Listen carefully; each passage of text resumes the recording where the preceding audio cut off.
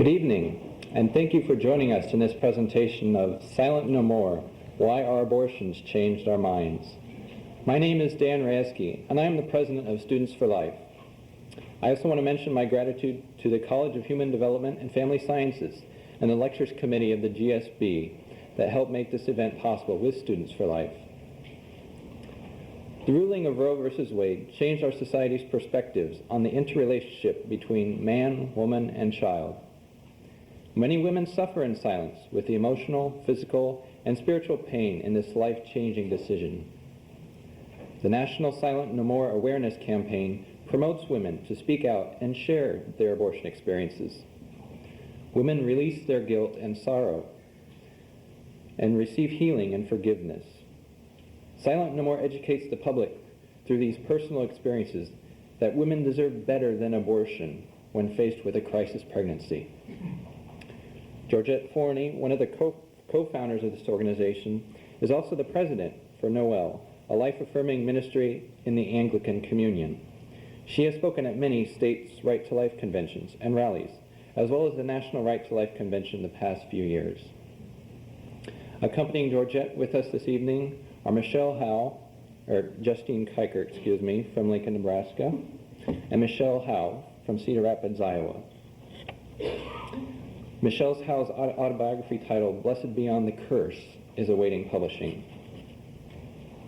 Georgette will speak for the duration of this lecture, and Michelle and Justine will each have a brief period to share their personal experiences. After this time, we will have questions from the audience for all three women. So without further ado, please welcome these women of Silent No More as they share with us their abortion experiences in a message of healing, forgiveness, and hope.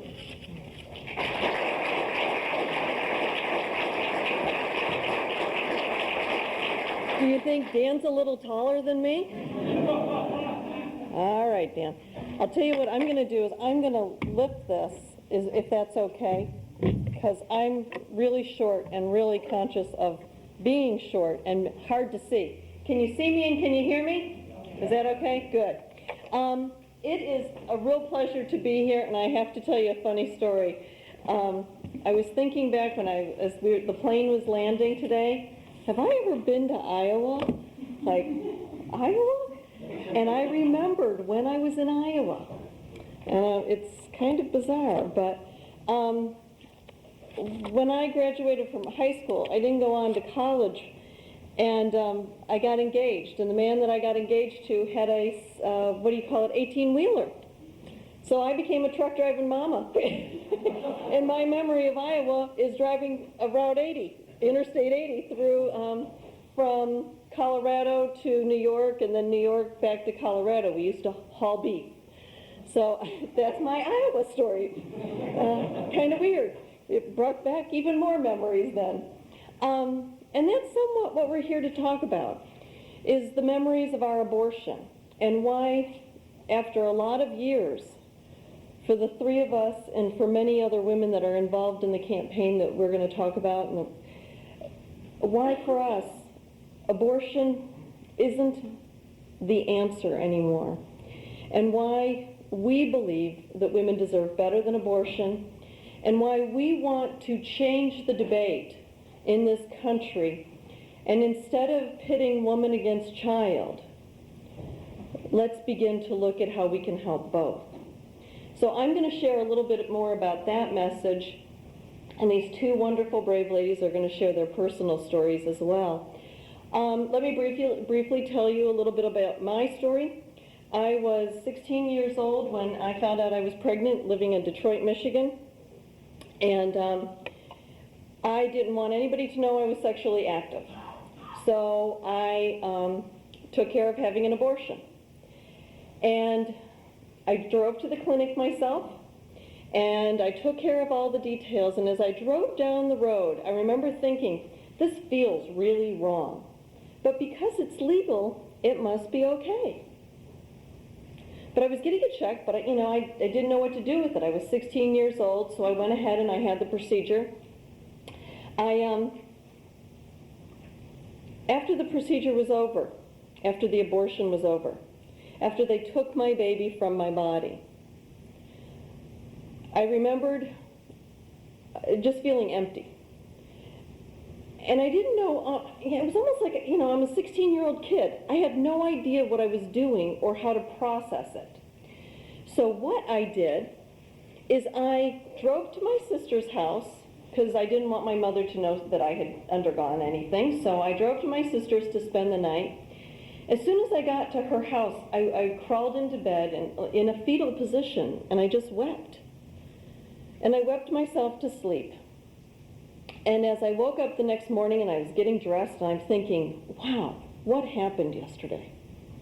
What do I do with that? What do I do with the feelings I'm having? I didn't even know how to process the feelings I was having. Nobody prepared me for me to think, what did I do? Or, I'm happy it's over, but oh my gosh, I've killed my baby. So I did what many of us do. Many women who have abortions, because the feeling of it, the questions, the emotions are overwhelming, we simply shut down emotionally. We deny it. It hit me, it clicked. I can pretend yesterday never happened. I can pretend Saturday was erased from the calendar. It never happened. And folks, for 19 years, I lived in blissful denial that I ever had an abortion. I could go years without thinking about it, without even being conscious, except when somebody would use the word abortion. Then this little knife would twist in my tummy, but I'd quickly set it aside again. I lived that way for a long time. And I was at a group of women, and one girl had a little baby that she had just gave birth to. And she was talking about the fact that she was struggling to bond with that baby. And she said, I had an abortion in college, and I think maybe that's something to do with it. I've started going through counseling. Well, big old Mrs. Forney, who knows it all, I said, oh, Dana, honey, I had an abortion when I was younger. It's no big deal. Get over it. And she looked at me kind of like, oh my gosh. And the other women in the room kind of looked at each other, and I thought I said something brilliant. I thought I was being a wise woman. Because that's kind of what I was trying to do. I was trying to make it go away for myself. I was the most surprised person in the world when a few months later, I was cleaning out my basement, and I came across my yearbook from my junior year in high school, the year I had my abortion. And as I opened the pages to go down memory lane with, the pictures and see who I could remember and, all of that stuff, the most bizarre thing happened that I can't explain, but I can tell you what happened. And that's that the book went away and my baby appeared. I literally felt my baby in my arms. I could feel her little bum here and her shoulders, and it was the sense in which she was there in my arms. And you see, for 19 years, I had managed to pretend that she didn't exist. But in that split-second time, God made her real to me. Or somebody made her real to me. She became real. And I knew she was a she. Some of you are going, why does she refer to her as she? It's because I could feel that she was a she. And I'll tell you what really broke me was that in that instant, I could feel her spirit. And I could feel with everything in me that she was an awesome young baby, and that she was an awesome woman, and that she had the potential to be a great person. And I had taken that potential. But I had lost out on parenting. I knew I lost out on parenting her. And in that moment of time, I finally began to weep and grieve for her. It was the first time in 19 years that I ever shed a single tear for that baby, or for what that abortion took from me. I had managed to deny it and ignore it for all those years. In the middle of the basement, crying my eyes out, who's the one person I think of? Dana.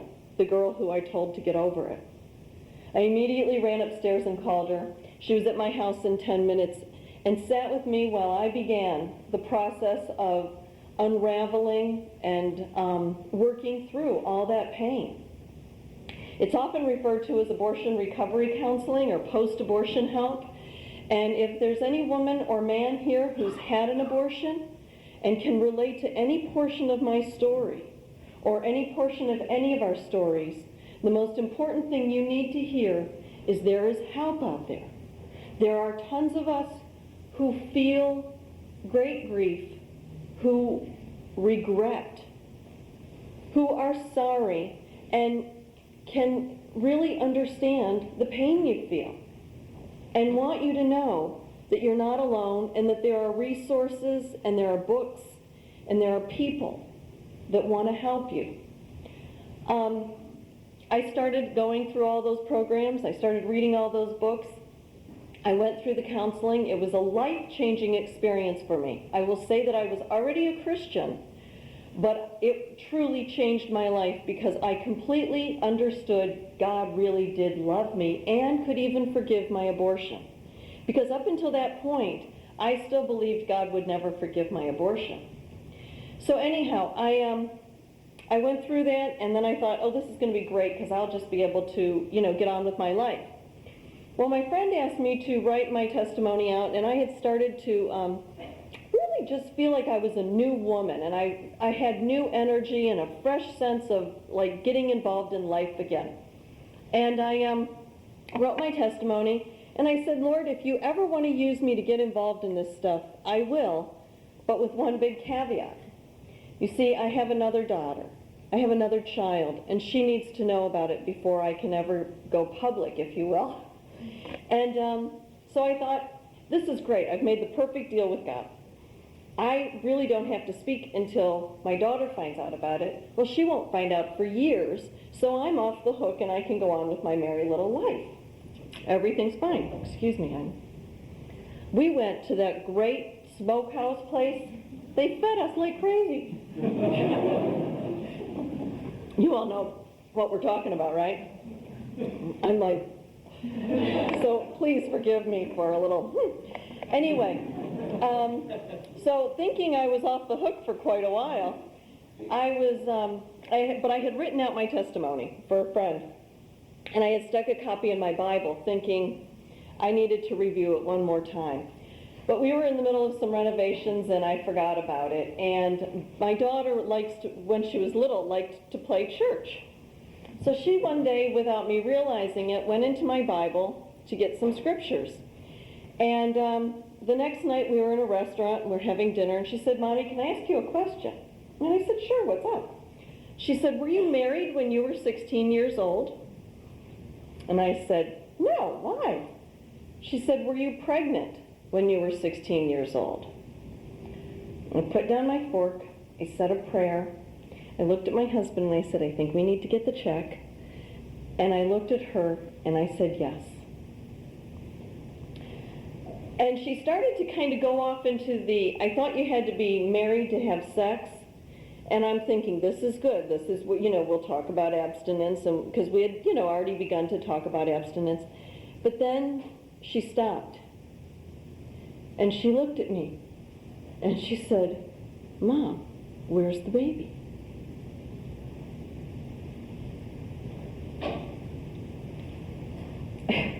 Nothing in my years up until that point had ever prepared me to explain to an 8-year-old little girl what I had done with that baby and what abortion is. That was more than I was prepared for. I explained it to her. We spent weeks discussing it. It was a long process, and it was a process for her to grieve also for her lost sibling and to forgive me and to get past that with me. I mean, it frightened her. At one point she looked at me and she said, let me get this straight. When you were 16, you were pregnant and you killed your baby? And I had to look her directly in the eye and say yes. Because I knew if I didn't look her in the eye, I would forever lose that girl's respect. She's grown used to the fact that she's got a sibling in heaven. She's now speaking out herself about this. The reality is there's a lot of you young people in this audience who have siblings that are missing because your parents have aborted them and they've never told you. And some of you might intuitively have a sense that there was always a missing member of your family. What I need you to know is that those decisions weren't easy for your parents to make. And they carry great sadness, for many of them do. And it's a sad part about what the reality of abortion has done in our country to families. But I'm going to move on. I'm not going to stay on that topic for much longer. If you have questions about that, we're doing that Q&A, so I'm happy to talk further at that point. After that, then, my cover was blown, so then it was like, oh my gosh, that deal I made with God is out the door. And before I knew it, I was working for a pro-life movement, or the pro-life organization in the Episcopal Church, Noel. And as I got involved, because I was a woman who had had an abortion and I was speaking publicly about it, they asked me to do some online counseling. And as I did online counseling, I started getting emails from girls, from women, and they were always written between the hours of about 10:30 at night and 4:30, 5 o'clock in the morning. Sometimes they'd be from girls who were 16 years old, 14 years old, and they would talk about the fact that they had had an abortion on Saturday. It's now Sunday night, they're supposed to go to school in the morning, and they can't because they feel like dying. I got emails from girls who had had abortions 10 years before and were still struggling and were afraid that if they ever got pregnant, that their future children would be punished.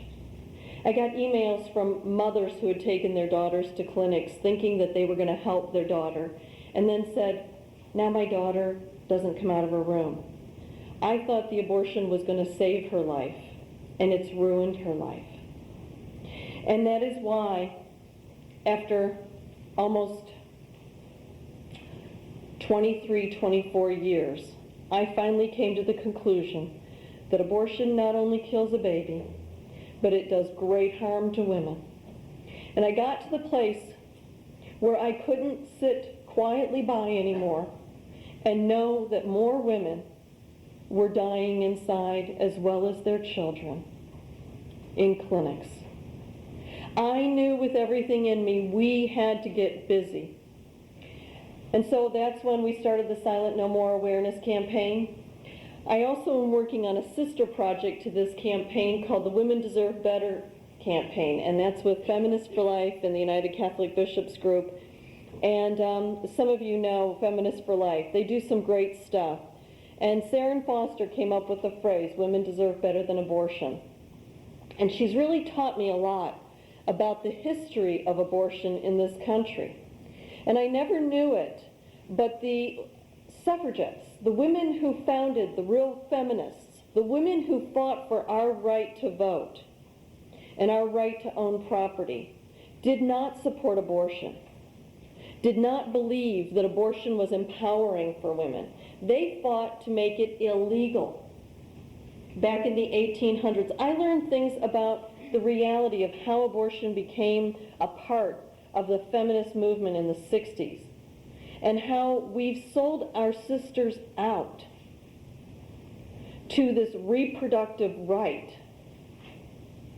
I have come to the conclusion that while abortion might be a legal right for women, it is not right for women. Abortion hurts women. Now, some of you are sitting here and you're thinking, I know women who have had abortion and they're fine. And for 19 years, you could have described me too. And I'll say this, I think that there are probably 20%, 25% of women in this country who have abortions that feel it was a relief and will never look back on the decision and say they regret. They will never say they regret having an abortion. They will always say, you know, they're glad they did it. But just a little aside, have you ever heard women say, I regret having a child? I sit here and I say, I regret having an abortion. We have these big signs at the campaign, they're black signs with big white letters, and they say, I regret my abortion.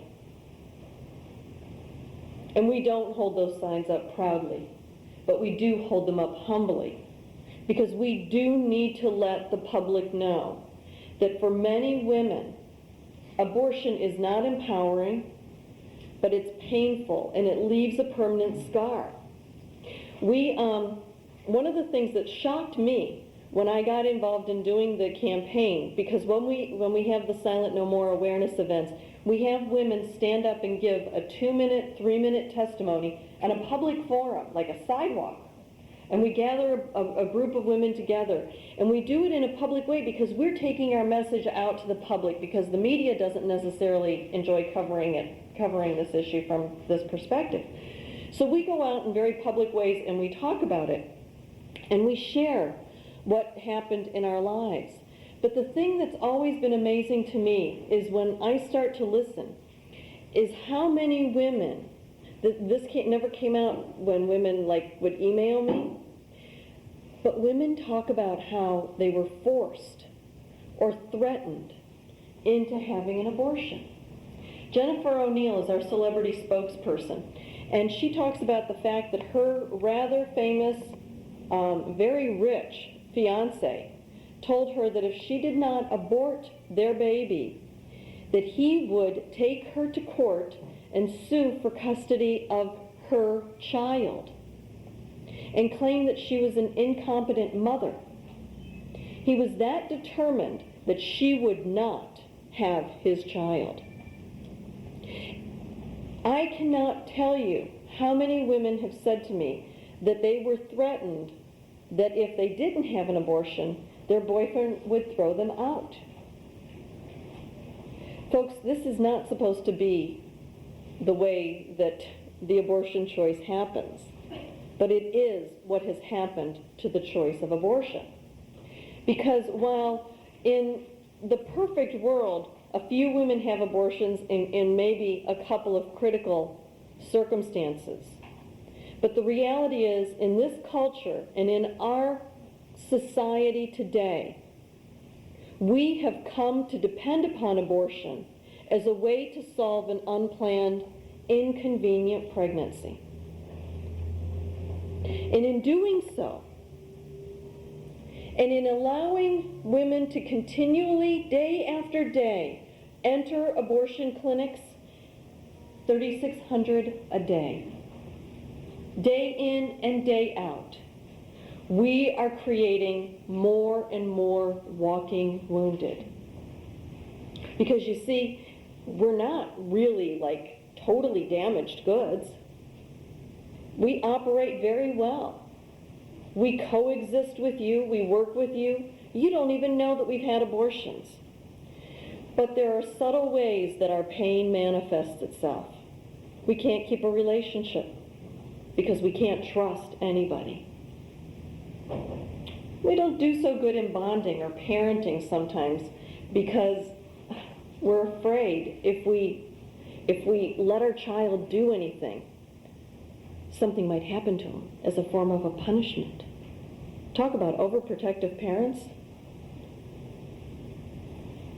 I'm afraid to let my daughter do things, and I have to continually stop and go, Georgette, it's based on your own fears, and it's not valid, and you're holding her back. But I fear for her. I fear that something's going to happen, and she's going to be taken from me. I know I'm forgiven, but still, that little voice can nag you. And there are those subtle ways that women hurt. The fact that we can't sleep a solid night through because we have nightmares every night. We hear babies crying. All of the efforts, the ways that we try to put control back into our lives. We have eating disorder problems. We have alcohol problems. We have substance abuse problems. There are a variety of things and ways that abortion pain manifests itself, but it's never identified as that. So we look fine on the outside. We wear these masks that say, we're fine, we're all together, we look good. But inside, we're falling apart. And we're hurting. And we're coexisting with you. And so I've come to the conclusion, as I've said before, that we've got to do better for women. And I'm here now, I want to have Justine and Michelle share their stories, but I want to close with this thought. I want you to begin to think differently about the issue of abortion. I don't want us to continue to get stuck in the rhetoric of it's a baby or it's a woman's choice. We've got to move past this, and we've got to truly develop resources and support mechanisms so women really can have choices. You see, when you ask a woman, why are you having an abortion? She'll say something to the effect of, I don't feel like I have any other choice. I don't have the finances, or I just started a job and I can't take time off my job to have a baby, or I don't have the support of child care. I have to have an abortion. Or, how about this one? I just got a scholarship, an athletic scholarship, and I run track. And I just found out I'm pregnant and our season starts. If I don't run, I'll lose my scholarship. I have to have an abortion. Or what about this one? I have to have an abortion because I don't have medical care to pay for the delivery of my child, but the on-campus health care plan will pay for an abortion. Does that sound familiar to anybody in this room? The reality is, it might be, I didn't ask you guys here today, but health care plans typically at universities will cover abortions, but they don't typically cover delivery and labor, prenatal care. So you see, we have to do better at providing the support systems so women really do have choices. There has to be some sort of policy in place at a university like this that if a girl has a scholarship, an athletic scholarship, and she gets pregnant, she can redshirt for a year without losing her scholarship. Otherwise, all we're doing, folks, no matter how much we say we're pro-life, we're still setting her up to abort. We have got to be realistic. Stop and think for a second. There's 1.2 million abortions every year in this country. If we say to women, don't have abortions, are we prepared to provide the resources to help them? It's a pretty scary thought. There were 6,000 in Iowa in 2002. Are you all prepared to help 6,000 pregnant women? The pro-life movement is one of the most awesome groups I have ever come across. I had no idea when I got involved how awesome pro-lifers were. They'll give you the shirt off their backs. They'll go out there in 2-degree weather and walk for the babies, march for the babies. They will do anything and everything that anybody asks of them because they don't want to see babies die. What we need to do is we need to take that energy, that awesome energy and that awesome commitment and passion, and funnel it into helping the women. Because I am convinced if we help the women, they'll help their children. We'll save both woman and child.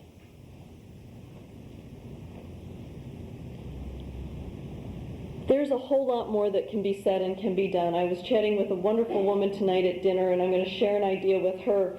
But it's a resource guide, and I'm going to ask her to share it with all of you then. It's something that was done in San Diego County in California. And it is a guide that is filled with everything a woman would need to become a parent. It's the resources that she needs to find out about health care. It's the resources to find out what her legal rights are and if she can get child support.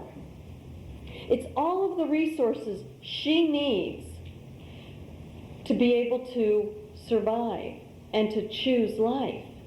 But the thing is that they did is they printed up 80,000 of them, and they had them passed out all over the place, everywhere that a girl or a young woman who might be pregnant would be: hospitals, fire stations, schools, social workers' offices, police stations, rape clinics, after a woman's been raped, where she can go. Any place that a woman might go, they put some of these resources so that women really did have the choices: adoption, all the agencies that you need, how to handle it if you and the baby's father want to marry, resources to help you pursue marriage and make marriage work. There are wonderful ways that we can end abortion while we wait for it to be made illegal. There's so much more that I'd love to say in terms of this, but I want the other ladies to share their stories. Let me just go over real quickly and see if there's anything else that's critical that I forgot. Oh, there's all kinds of stuff. Two other things I want to share with you quickly. One is that you need to know that women are still dying from abortion in this country. Legal abortion. Women still die from legal abortion. I think it's really important that we note that, because oftentimes when we're being up here silent no more, our sisters who have died can't be. Our sisters die from legal abortions because of problems and complications at the clinic level. But you also need to know that there are a lot of women who commit suicide after abortion. I was contacted by a father recently who lost his 20-year-old college-age daughter, college student. And she had committed suicide, and she had left a very cryptic note, and they couldn't figure out what the note meant. And finally, one of the sister-in-laws said to the parents, "I have to tell you a conversation I had." And she explained how this girl shared that she had had an abortion. And when they took that information and then they read the note again, all of a sudden everything lined up. And it all made sense. And this father contacted me and he said, "Georgette, I don't want to be silent anymore for her sake, because women are dying from abortion. Does anybody talk about that?" So I promised him that I would begin to talk and let everybody I know understand that women die from legal abortion still. The truth is that legal or illegal, abortion isn't good for women, and we've got to do better for our sisters. I'm going to pass this on now to Justine. And as I said, we'll do questions if you want. There you go. If you want to put it back on there, you can. Okay. I'll fix it back up.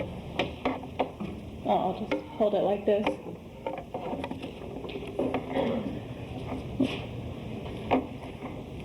Well, like Georgette, I had a memory, even though I grew up in Iowa, but I had a memory coming back here to Ames. I live in Lincoln, Nebraska now.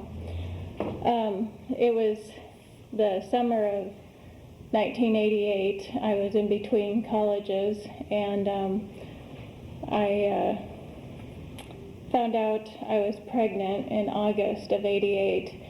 Well, in May, I had broken up with a boyfriend at a community college. He had begun to be physically abusive. Around that time, I had gotten pregnant, so I basically went through the whole summer in denial that I was pregnant. And I had moved on to another relationship, so that was just perpetuated the denial. So when I could no longer deny it, I went to my family doctor, who confirmed my pregnancy.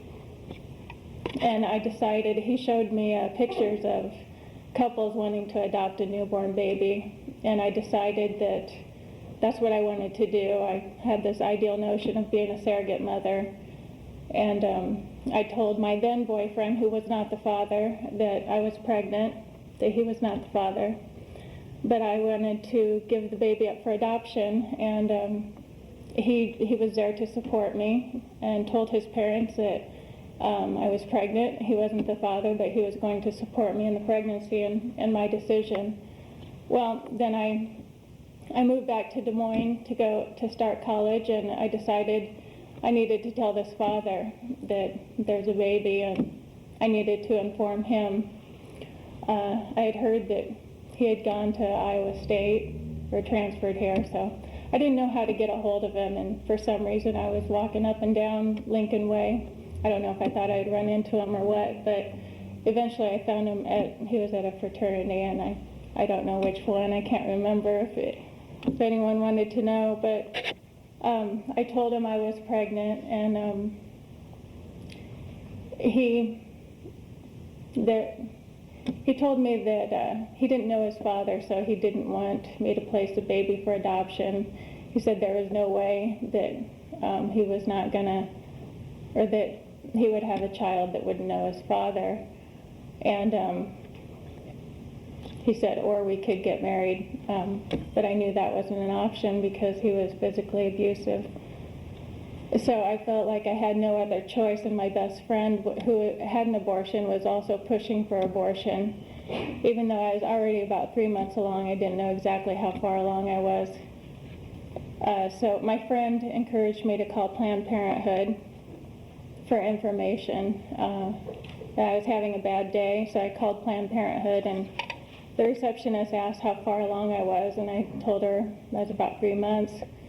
And she said I needed to get in right away. She didn't say why, just said I needed to get in right away, and she scheduled an abortion for me the next morning.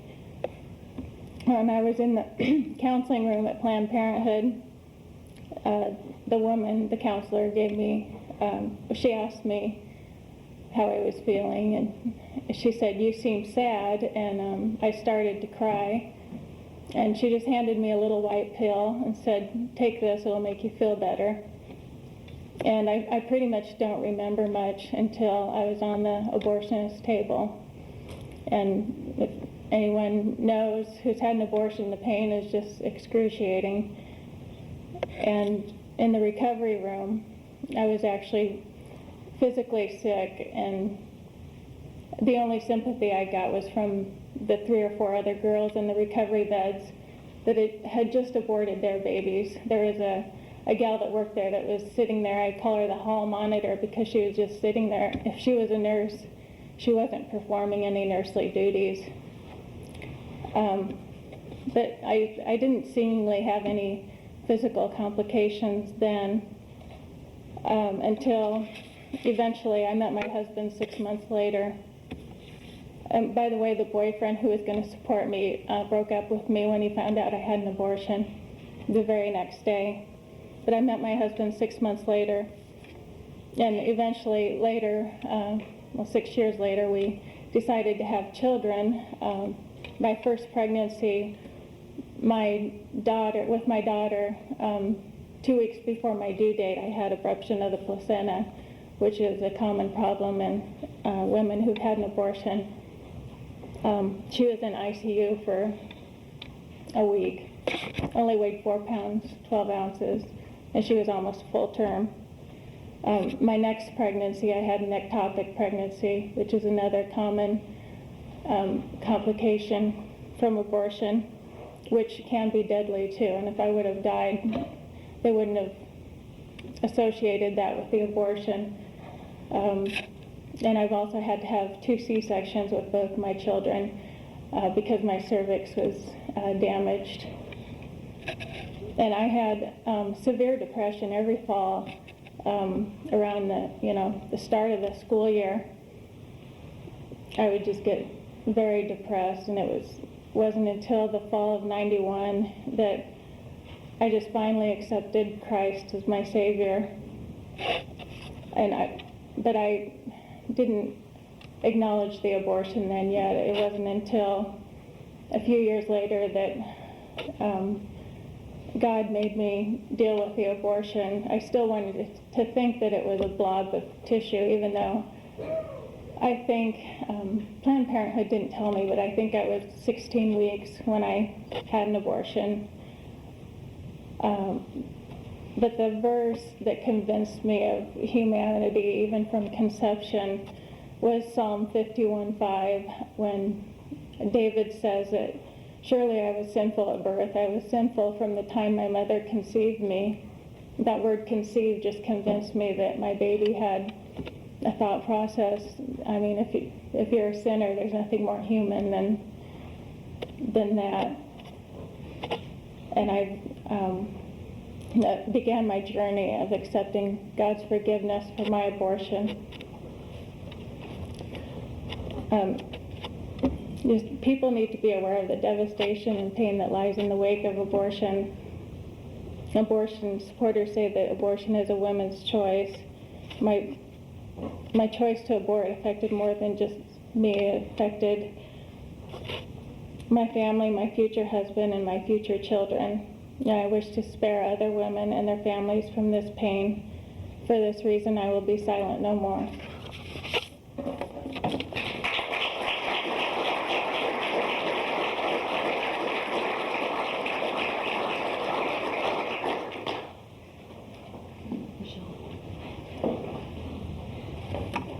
Thanks. My name's Michelle Howe. I'm from Cedar Rapids, and I'm going to go off the beaten path a little bit here for my regular script that I use, because you've reminded me of some memories of being in Ames, and I've just realized it all ties together to what I've experienced.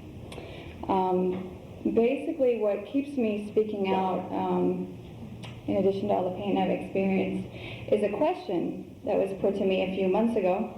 And that question was, aside from parents and siblings, who's been the most influential person in your life? And I was really stumped by that because I could not think of anyone positive. And of course, I wanted to think of somebody positive.